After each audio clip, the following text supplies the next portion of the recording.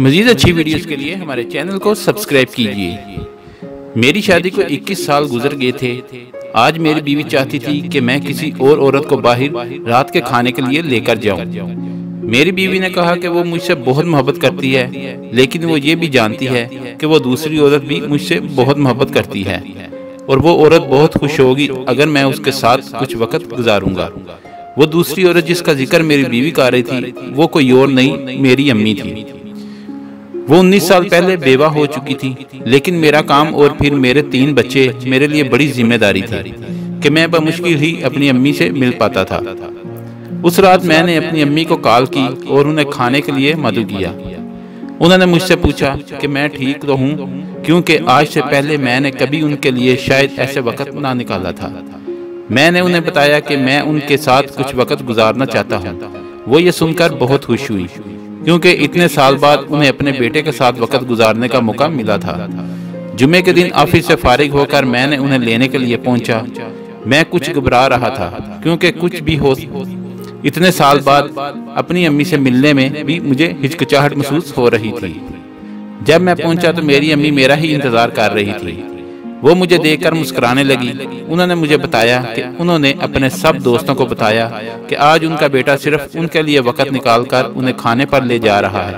یہ سن کر ان کے سب دوست بہت متاثر ہوئے۔ ہم ایک ریسٹورانٹ پہنچے۔ وہاں کا ماحول بہت اچھا اور خوشگوار تھا۔ بیٹھنے کے بعد مجھے مینو پڑھنا تھا، کیونکہ اب امی تو صرف وہی لفظ پڑھ پا رہی تھی جو بڑے حروف تھے۔ میں نے جب امی کی طرف دیکھا تو وہ مجھے دیکھ رہی تھی۔ ان کے چہرے پر ایک معنی خیز مسکراہٹ تھی۔ انہوں نے مجھے کہا کہ وہ ہمیشہ مجھے مینو پڑھ کر سناتی تھی جب میں چھوٹا تھا۔ میں ان سے کہا کہ آج وہ مجھے اس موقع سے مستفید ہونے دیں۔ کھانے کے دوران ہم نے بہت ساری باتیں کی، ایک دوسرے کی زندگیوں کے بارے میں بھی بات چیت کی۔ جب ہم گھر پہنچے تو انہوں نے مجھے کہا کہ میں تمہارے ساتھ دوبارہ جاؤں گی، لیکن اس دفعہ میں تمہیں مدعو کروں گی۔ میں راضی ہو گیا۔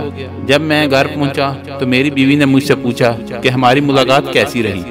میں نے کہا کہ بہت اچھی، میری سوچ سے بھی زیادہ اچھی۔ کچھ دن بعد اچانک میری امی کو ہارٹ اٹیک آیا اور وہ اس دنیا سے رخصت ہو گئی۔ یہ سب اتنا اچانک ہوا کہ مجھے ان کے لیے کچھ کرنے کا موقع ہی نہ ملا۔ کچھ دن بعد مجھے ایک لفافہ موصول ہوا۔ اس میں اسی ریسٹورانٹ کی رسید کی کاپی تھی۔ ساتھ ہی ایک خط بھی موجود تھا جس میں لکھا تھا کہ میں نے ایڈوانس میں یہاں کا بل جمع کروا دیا ہے۔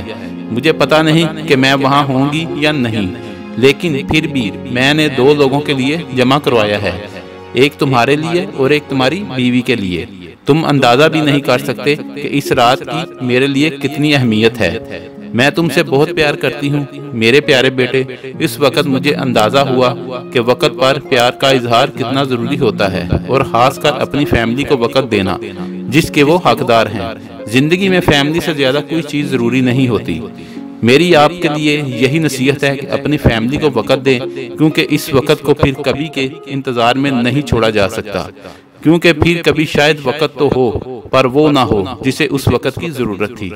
اگر آپ کو ہماری ویڈیو اچھی لگی ہے تو اس کو لائک اور شیئر کریں، اور کمنٹس میں اپنی رائے کا اظہار ضرور کیجیے۔ شکریہ۔